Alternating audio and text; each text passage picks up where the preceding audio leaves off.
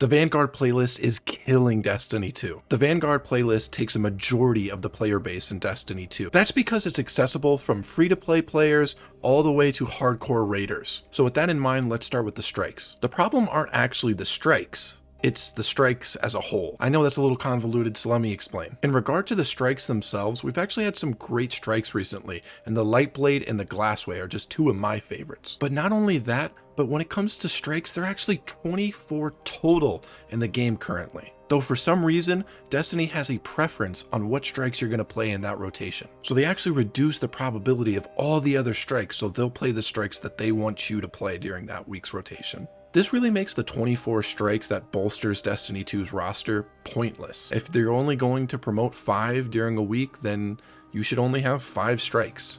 This also really hurts the playlist because nobody wants to grind 5 strikes in a row that are the exact same. It's just boring and there's no point in grinding. For example, if I have to play Fallen Saber one more time, I'm deleting my Destiny character. But what strikes do you guys keep playing? Please let me know down in the comments below. I'm actually really curious to see. So, can this problem be fixed?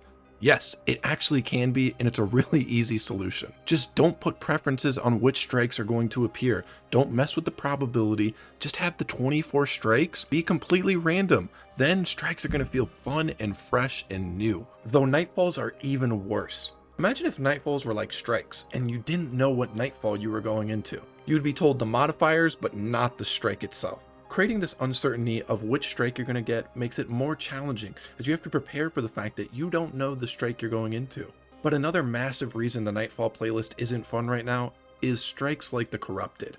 When these type of strikes are in the playlist, then honestly, Nightfalls are just unplayable for most of the community. Nobody wants to spend 3 hours clearing the Corrupted.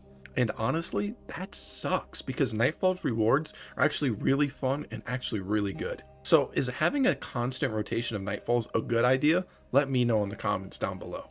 Grandmaster Nightfalls. As someone who hasn't had a lot of completions on Grandmaster Nightfalls, I'm not really going to comment on this too much, but I will say this. Bungie, please stop the grenade abuse in Nightfalls.